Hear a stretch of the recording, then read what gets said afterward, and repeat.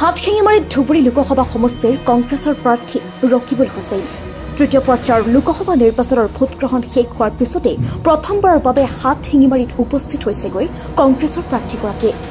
দক্ষিণ শালমৰা মানকাছাৰ জিলাৰ হাটশিঙিমাৰীৰ ৰাজীৱ ভৱনত আজি দক্ষিণ শালমৰা মানকাছাৰ জিলা কংগ্ৰেছৰ উদ্যোগত মত বিনিময় সভা অনুষ্ঠিত কৰা হৈছে। মানকাছাৰৰ বিধায়ক ডাক্তৰ মতিউৰ ৰহমান মণ্ডলৰ সভাপতিত্বত অনুষ্ঠিত হোৱা সভাখনত ৰকিবুল হুছেইনে উপস্থিত হৈ কংগ্ৰেছৰ কৰ্মীসকলৰ সৈতে মত বিনিময় কৰাৰ লগতে মূল্যবৃদ্ধি আৰু চৰকাৰে সুৰাৰ বিক্ৰীৰ সন্দৰ্ভত তীব্ৰ প্ৰতিক্ৰিয়া প্ৰকাশ কৰাৰ লগতে ৰাইজক সজাগ হ'বলৈ আহ্বান কৰে। মানকাছাৰ সমষ্টিৰ প্ৰধান সমস্যা গৰাখহনীয়াৰ সমস্যা সমাধানত লৈও মন্তব্য কৰিছে ৰকিবুল হুছেইনে। উল্লেখ্য যে নিৰ্বাচনৰ ফলাফল ঘোষণা হোৱাৰ পূৰ্বেই নেতাগৰাকীৰ এনে ব্যতিক্ৰমী পদক্ষেপ দেখি দক্ষিণ শালমৰা মানকাছাৰ জিলা কংগ্ৰেছে ধন্যবাদ জ্ঞাপন কৰিছে। কি কৈছে, কি শব্দটো ক'লে? আপুনিয়ে ক'লে কিবা শব্দ এটা, কি শব্দ কৈছে? কওক না, ইমান ভয় লাগে কিয় আপোনালোকে? কওক, আপোনালোকেও কওক, চবেই কওঁ আমি। সেইবিলাক কথাৰ উত্তৰ কি হ'ল? এই যে বদৰুদ্দিন আজমল ডাঙৰীয়াক তেওঁলোকে এটা জনপ্ৰিয় এটা চেনেলত কৈছিলে যে হুজুৰ নৰেন্দ্ৰ মোদী ডাঙৰীয়া অসমলৈ আহি পেলাই আমাৰ সাম্প্ৰদায়িক বাষ্প বিচাৰক হৈছে, আমি কংগ্ৰেছ দলৰ পৰা আপোনাক অনুৰোধ কৰিছোঁ। তেওঁ কৈছে দেই যে আপুনি আমাক এই ক্ষেত্ৰত সহায় কৰক। সেই কথাটোৰ উত্তৰটো কি হ'ল? হুজুৰ বুলি আমি ক'ব নেকি কেতিয়াবা?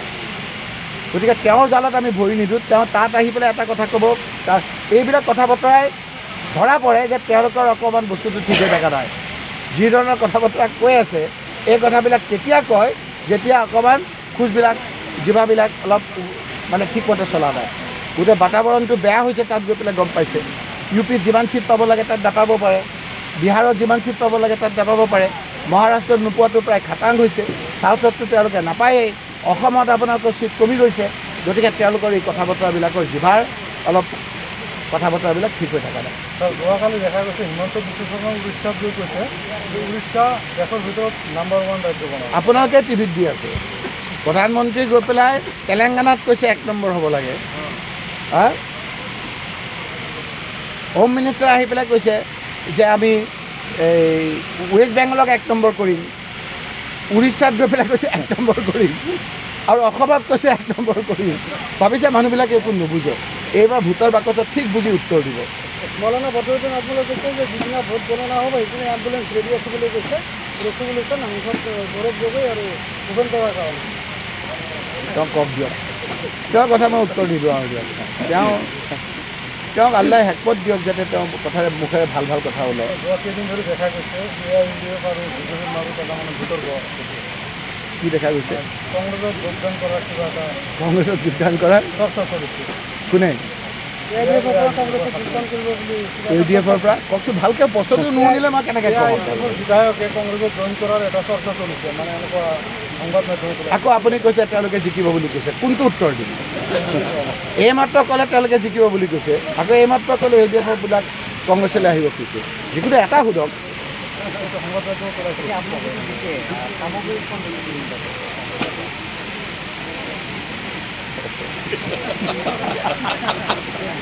সেইটো ৰাইজৰ লগত কি কথা মোক কওকচোন?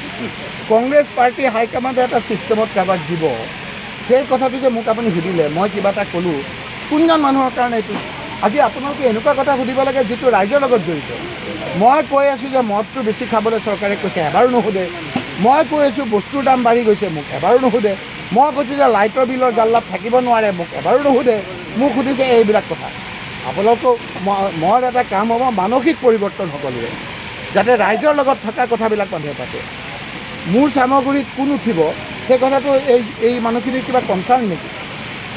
এই মানুহখিনিৰ হ'ল গৰাখহনীয়াৰ কি অৱস্থা হ'ব আমাৰ, এইবিলাকে সুধিব লাগে আপোনালোকে। গতিকে আপোনালোকক মই অনুৰোধ কৰিছোঁ যে 4 তাৰিখলৈকে ৰখক, তাৰপিছত আপোনালোকে দেখিব গোটেই বহুতখিনি মানুহে আজি অলপ নাহাহুকৈ হাঁহিছে। সকলোৱে একেলগে হাঁহিব, আপোনালোকেও তেতিয়া কথাবিলাক অলপ ভালকৈ সুধিব, ভয় ভয়কৈ নুসুধিব।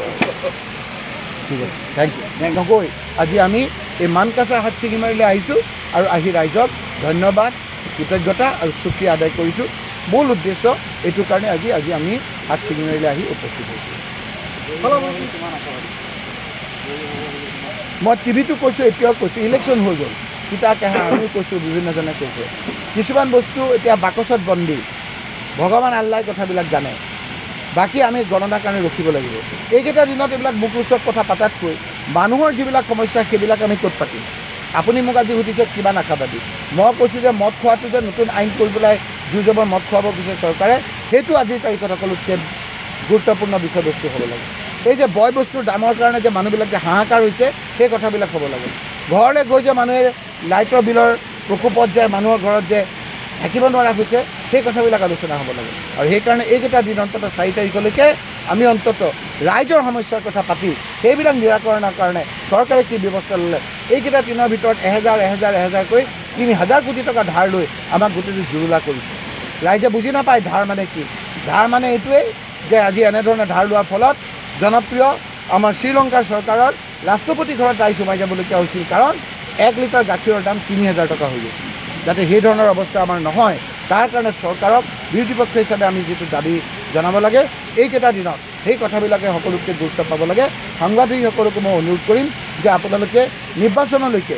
4 তাৰিখলৈকে কোন জিকিব কোন হাৰিব যিহেতু আমি ক'বও নোৱাৰোঁ আমি এক্সিট পোল এতিয়া দেখাব নোৱাৰোঁ আমি সেই নিৰ্বাচন হোৱাৰ দিনৰ পৰা দেখাব পাৰোঁ এইকেইটা দিনত অন্ততঃ চৰকাৰখনক অলপ সাৱধান বাণী শুনাই মদ খাবলৈ যে বাধ্যতামূলক কৰাব খোজে এনেধৰণৰ কথাৰ পৰা বিৰত ৰাখিবৰ কাৰণে এটা পৰিৱেশ কৰাৰ কাৰণে আপোনালোকৰ যোগেদি মই চৰকাৰক অনুৰোধ কৰিছোঁ মুখ্যমন্ত্ৰীয়ে কৈছে যে বিধায়ক তাৰপিছত সাংসদ বাংলাদেশী আছে অসমত এনেকুৱা ধৰণৰ মন্তব্য কৰিছে মুখ্যমন্ত্ৰী ডাঙৰীয়াৰ জালত মই ভৰি দিব খোজা নাই মুখ্যমন্ত্ৰী ডাঙৰীয়া এনেধৰণৰ কথা বতৰা কৈ তেওঁ গোটেই বাতাবৰণটো বিনষ্ট কৰিবলৈ বিচাৰিছে কেইদিনমানৰ আগত তেওঁ যিসকলৰ ভোট নালাগে বুলি কৈছিল এই নিৰ্বাচনত আহি আকৌ তেওঁলোকে ক'লে যে সেই লোকসকলৰ ভোটটো লাগে তেওঁ যে আগতে যে কৈছিল যে প্ৰধানমন্ত্ৰীৰ বিৰুদ্ধে কিবা কৈছিল নহয় মনত আছে আপোনাৰ কিন্তু ক'ব নোখোজে এতিয়া সেইটো কথা উত্তৰ কি হ'ল পুৰণা কথাটো উত্তৰটো দি লওক দক্ষিণ শালমৰা মানকাছৰৰ পৰা আবু সত্যনৰ প্ৰতিবেদন সচ দ্য ৰিয়েলিটি